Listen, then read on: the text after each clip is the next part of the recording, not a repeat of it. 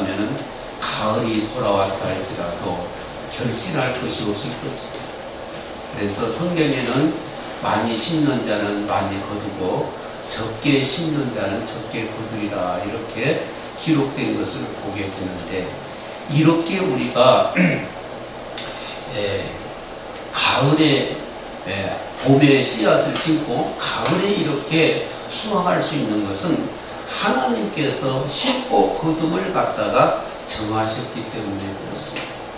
오늘 본문 말씀에 보니까 뭐라고 땅에 있을 동안에는, 나와 여러분이 땅에 있을 동안에는 심고 거둠과 추위와 더위와 여름과 겨울과 낮과 밤이 쉬지 아니하리라 이렇게 말합니다. 그래서 심고 거두고, 그 다음에 추위와 더위, 여름과 겨울, 낮과 밤, 이것은 누가 정했느냐면 하나님이 정하십니다. 하나님이 정하셨다는 것은 귀한 것입니다. 하나님의 정하신 것은 거룩한 것이고 진리입니다. 그렇기 때문에 변하지를 않아요. 그래서 우리가 그 말씀을 그대로 받아들여서 그대로 살게 된다면 말씀과 같은 그러한 축복을 얻게 됩니다. 오늘 많은 사람들이 하나님 앞에 나와서 하나님의 귀한 말씀으로, 귀한 복을 얻지 못한 이유는 무엇이냐? 하나님 말씀을 믿음으로 받아들여서 그 말씀대로 순종하지 않기 때문에 하나님으로부터 그 기록된 말씀과 같은 복을 얻지를 못하는 것입니다. 여러분, 성경에 기록된 복을 얻기를 원하십니까? 그런다면 여러분, 첫째는 그 말씀을 믿어야 돼요. 이 말씀이 하나님의 말씀인 것을 믿어야 돼요. 하나님이 살아계시죠. 그 다음에 성경에 기록된 말씀이 하나님의 말씀이시죠. 그렇다면 이 말씀을 우리가 믿음으로 받아들여서 말씀을 대로 순종하게 되면 하나님은 말씀대로 이루어지게 됩니다. 여러분, 농부가 봄에 나가서 씨앗을 뿌릴 때 무엇을 기대하고 뿌립니까? 가을에 풍성한 그런 수확을 기대하면서 뿌리게 되는 것을 보게 됩니다. 저는 어렸을 때 마늘을 심어봤습니다. 우리 고장에서는 6종 마늘을 심었는데, 여러분, 마늘 한 조각서 심습니다. 그런데 그 마늘 한 조각에서 몇 조각이 나오냐면은 6조각이 나오게 된 줄로 믿으십니까? 최소한도 마늘 하나를 심었더니 몇 개가 나와요? 6쪽이 나오는 거예요. 6배가 나오는 거예요. 믿습니까? 네? 그런 것 같이 반드시 우리는 그런 소망이 있기 때문에 바로 이렇게 힘든 거예요. 믿음도 마찬가지. 하나님 말씀이 사실이랍니다. 하나님 말씀이 진리랍니다. 정말 하나님 말씀이 참이라면은 하나님 말씀대로 심게 되면 말씀대로 수확을 거두게 된 줄로 믿으시기 바랍니다. 나는 마늘 한 조각을 심었더니 6조각을 얻게 되었는데, 성경에 보니까 바로 주님께서 하나를 심게 되면 몇 개를 거두게 된다고 그랬어요. 최소한도 30개, 그렇지 않으면 60개, 그렇지 않으면 100개를 거두게 된다고 말했어요. 그러면은 하나님이 거짓되지 않는다면은 바로 우리가 하나를 심게 되면 반드시 최소한 몇 개를 거두게 됩니까? 30개를 거두게 됩니다. 그렇지 않으면 60개를 거두게 됩니다. 여러분, 그렇지 않고는 100개를 거두게 됩니다. 네? 하나님은 거룩하시고 진실하시기 때문에 자기 입으로 나오는 말을 절대적으로 어기지 않습니다. 말씀대로 이루신 것을 믿으시기 바랍니다. 여러분, 신앙에서 복을 받을 수 있는 길은 아주 단순해야 됩니다. 어린아이가 돼야 돼요. 하나님 말씀을 단순하게 받아들이고 그 단순하게 순종하는 거예요. 어린아이들은 단순하기 때문에 앞뒤를 계산하지 않습니다. 벌써 여러분들이 계산을 하는 순간에 벌써 믿음은 떠나가게 됩니다. 순종할 때에 하나님께서 그 순종하는 손길을 통해서 역사하시는 것입니다. 그런데 왜 하나님께서 우리에게 그 말씀을 믿고 그 말씀대로 순종하기를 원하느냐? 바로 하나님은 하나님 자신을 바로 나와 여러분에게 주신 거예요. 우리 믿는 사람들은 하나님을 은혜로 받았습니다. 은혜로 받았다는 것은 하나님을 나의 선물로 받았다는 거예요. 하나님께서 우리에게 은혜를 주셨는데 무엇을 은혜로 주셨습니까? 하나님 자신을 은혜로 주신 거예요. 그래서 하나님은 우리 기업이 되었습니다. 우리 기업이 되었다는 것은 하나님이 우리의 소유가 되었다는 것입니다. 하나님이 나와 여러분의 소유가 되기 때문에 나와 여러분이 하나님을 누릴 수가 있는 거예요. 어떻게 우주와 만물을 창조하신 하나님을 어찌 우리 소유가 될 수 있겠는가? 이렇게 여러분이 생각할지 모르겠습니다만 성경이 그렇게 말하고 있습니다. 여러분, 하나님이 세상을 이처럼 사랑하사 독생자를 주셨습니다. 그 독생자가 바로 누구십니까? 하나님 자신이에요. 여러분, 그 독생자를 지금 여러분 안으로 영접했지 않아요? 영접했다는 것은 그 독생자가 여러분과 연합되어서 여러분과 하나 되었다는 것입니다. 여러분과 연합되고 하나 되니까 여러분의 소유가 되는 거예요. 여러분의 소유가 되기 때문에 여러분의 누림이 되는 것입니다. 그래서 주님은 완전히 자기 자신을 우리에게 주셨어요. 자기 자신을 아낌없이 우리에게 주셨습니다. 그런데 이제 우리 편에서도 우리 자신을 하나님 앞에 완전히 이렇게 맡기고 헌신하는 것이 필요합니다. 그래야만이 주님과 내가 하나가 되고 일치가 됐을 때 주님이 그러한 자를 통해서 역사하시는 거예요. 아멘. 그래서 우리가 하나님 말씀을 믿는 것은 바로 다른 것이 아니에요. 하나님께서 이루신 사실들이야. 하나님의 언약, 하나님의 사실, 하나님의 약속이 있는데 지금 성경 속에 있는 그런 언약과 그러한 사실과 그러한 약속을 내가 믿음으로 받아들여서 그대로 순종하는 그 사람을 통해서 하나님은 반드시 역사하십니다. 믿습니까? 하나님이 죽은 하나님이 아니에요. 살아계신 하나님입니다. 그런데 왜 나에게는 하나님이 죽은 것 같이 느껴집니까? 죽은 것 같이 느껴집니다. 문제는 바로 무엇이냐? 내가 그분을 믿지 못하기 때문에. 믿는 사람들은 반드시 그분에게 순종하는 거예요. 순종하는 그 순간에 여러분의 영적인 태동이 일어나기 시작합니다. 하나님의 역사가 나타나게 되는 거예요. 아멘. 여러분, 씨앗을 땅에 넣기 전에는 그 씨앗 속에서 새로운 싹을 기대할 수가 없습니다. 분명히 씨앗 속에는 뭐가 있습니까?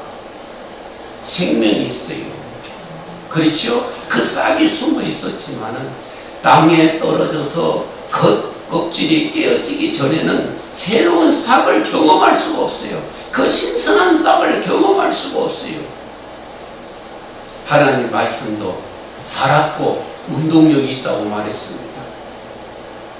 그런데 이 살았고 운동력이 있는 그런 말씀을 어떻게 우리가 맛볼 수 있고 경험할 수 있겠습니까? 씨앗이 땅에 떨어져서 그 껍질이 깨질 때 그 속에서 새로운 생명이 태동하는 것 같이 우리가 하나님 말씀을 믿음으로 받아들여서 그 말씀대로 순종할 때 그 안에서 새로운 새싹이 태동하게 됩니다. 하나님의 역사가 나타나게 되는 것입니다.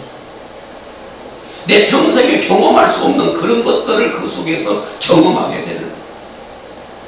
신앙은 왔다 갔다 하는 신앙이 아닙니다. 하나님이 살아계신 줄로 믿으시기 바랍니다. 아멘. 그렇기 때문에 여러분 씨앗이 그 깨지기 전에는 새로운 세계 새싹이 나타나지 않은 것 같이 우리도 지금까지 10년, 20년, 30년 동안 신앙생활 하다가도 주님 말씀을 믿음으로 받아들여서 순종하지 않으면 그런 새싹을 경험할 수가 없는 겁니다. 여러분 보세요. 씨앗을 창고에 10년, 20년 넣어놔도 그 속에서 새싹을 경험할 수 있습니까? 땅에 뿌려져야만 새싹을 경험할 수 있는 것 같이 오늘 성경에 기록된 말씀을 내가 믿음으로 받아들여서 그 말씀대로 순종할 때에 그 속에서 뭐가 튀어납니까? 에? 생명이 튀어납니다. 생명이 태동하는 것입니다. 그럴 때 우리는 하나님께 감사하는 것이죠. 그럴 때 우리는 하나님의 신선함을 느끼는 거예요. 아멘. 여러분 이런 신선함을 느껴야만이 우리가 하늘에 대한 소망을 갖는 거예요. 이런 신선한 느낌을 가지지 못한 사람들은 하늘에 소망을 가질 수가 없습니다. 그 입으로만 말하는 것이 진정 그 마음에 소망이 없어요. 그러나 주님을 이렇게 체험하게 되면은 이제 주님을 더 많이 알게 되고 더 깊이 알게 됨으로 말미암아 우리는 땅에 소망이 없게 되고 하늘에 대한 소망이 점점 우리 속에 깊어지게 된 줄로 믿으시기 바랍니다. 아멘. 그런데 오늘 보니까 심고 거둠이 어디에만 있다고 그랬어요? 낮과 밤과 여름과 겨울과 여름이 어디만 있다고 그랬어요? 땅에만 있다고 그랬어요. 우리가 새하늘과 새 땅에 딱 들어가면은 이런 거 없습니다. 계시록 22장에 보면 새하늘과 새 땅에는 이런 것이 없어요. 밤낮도 없어요. 심고 거둔 것도 없어요. 그 안에는 우리는 하나님과 예수 그리스도가 우리의 누림이 되는 거예요. 땅에 있을 동안만이 우리가 심고 거둠을 하나님께서 정하신 거예요. 정하신 것은 귀한 것인 줄로 믿으시기 바랍니다. 아멘. 여러분 왜 결혼이 귀한 줄 아십니까? 결혼은 하나님께서 정하신 것이기 때문에 아주 거룩한 거예요. 그래서 결혼이 파괴되면은 그 하나님께서 그걸 갖다가 음행이라. 결혼을 지금 말세가 되니까 결혼을 너무나 가볍게 여기는데 결혼 그렇게 가볍게 여기면 안 됩니다. 믿는 사람들 입에서 이혼이라는 말이 쉽게 나오면 안 돼요. 가늠한 애에는 이혼이 있어요, 없어요? 없어요. 그런데 자기가 조금 맞지 않다고 못 마땅하다고 이혼을 다른 사람 만나면 좀 나아질까 하고 그런 생각을 보는데 하나님께 크게 범죄하는 거예요. 왜 그래요? 하나님이 정하신 것이 거룩하고 진실되기 때문에 네? 이것을 파괴시키면 하나님을 갖다가 경시하는 하나님을 경시하고 하나님의 일에 역대기 하면서 어떻게 우리가 복을 받을 수 있겠습니까? 그런 것 같이 이렇게 땅에서 심고 거둠도 하나님이 정하신 것 때문에 아주 거룩하고 진실한 거예요. 아멘. 아멘. 그래서 그대로 되면은 축복을 받게 됩니다. 여러분 바로 여러분들이 심고 거둠 좋은 것을 많이 심게 되면은 무엇을 많이 거두겠어요? 좋은 것을 많이 거두게 됩니다. 나쁜 것을 반대로 심게 되면 무엇을 거두는 거예요? 나쁜 것을 거두는 거예요. 반드시 심는 것은 내 생애 속에서 거두지 못하면은 내생에 가서도 반드시 거두게 됩니다. 우리가 보세요. 세상에서 죄를 짓게 되면은 세상에서도 그 죄값으로 많은 고난을 받지요. 감옥에도 가게 되고 그 다음에 벌금도 내기도 하고, 또 그것 때문에 사람들에게 자유롭지도 못하고, 많은 그러한 자기가 잘못 심는 것에 대해서는 그 열매를 거두게 됩니다.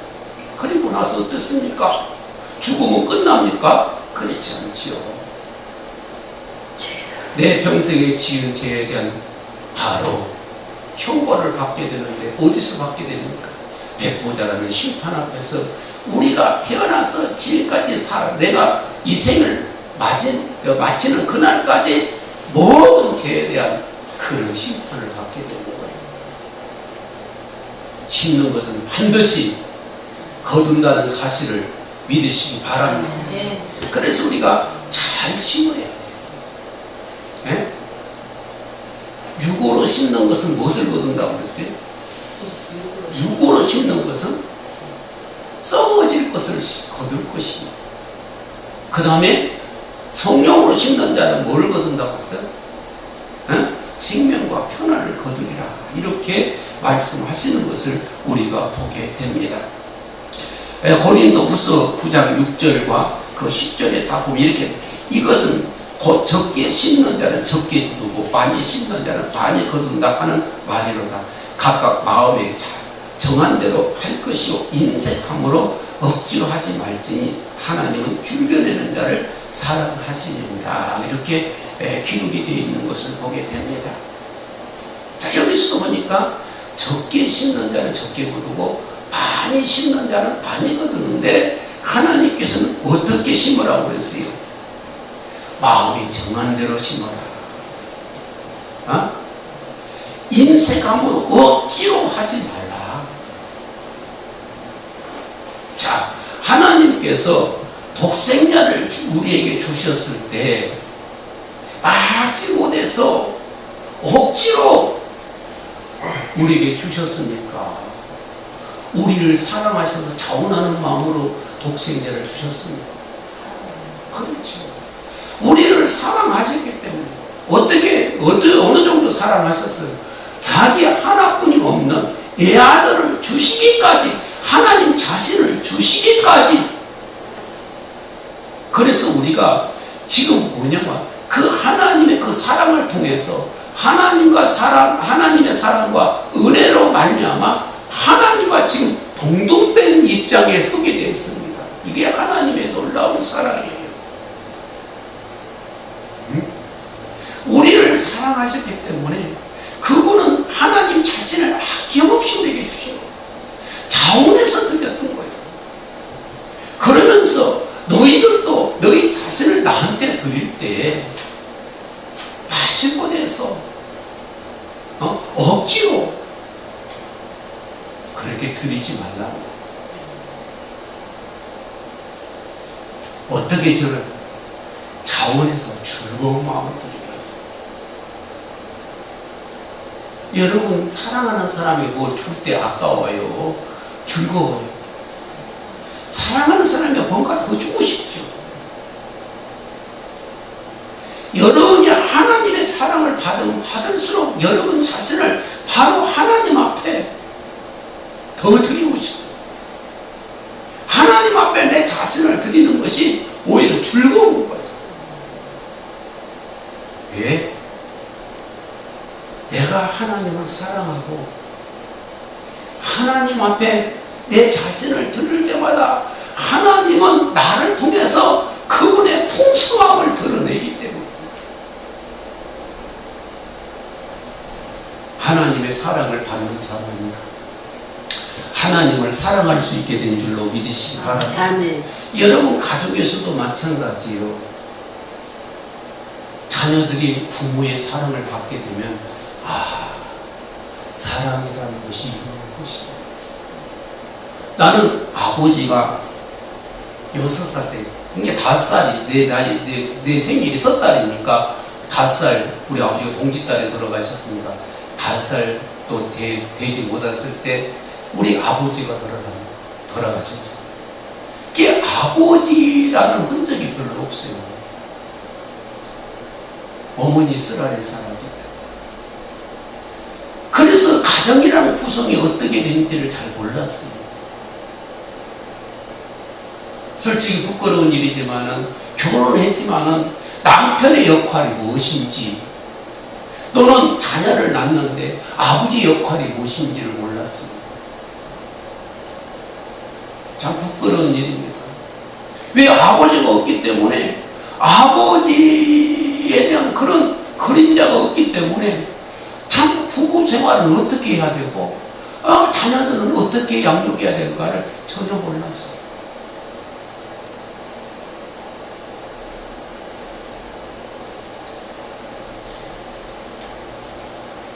그러다 보니까 부부간의 문제도 많이 생겼고 또는 아버지로서 역할을 다 하지고 다니까 자녀들에게도 많은 상처를 줬고 그런 것 같아요. 사랑을 받아본 사람만이 사랑의 맛을 알게 됩니다. 사랑의 맛을 아는 자만이 그 사랑을 베풀게 된 줄로 믿으시기 바랍니다. 내가 하나님 앞에 사랑을 받아야 나도 그 사랑을 알게 되고 그 사랑을 알아야만이 다른 사람에게도 그 사랑을 베풀 수가 있는 거예요.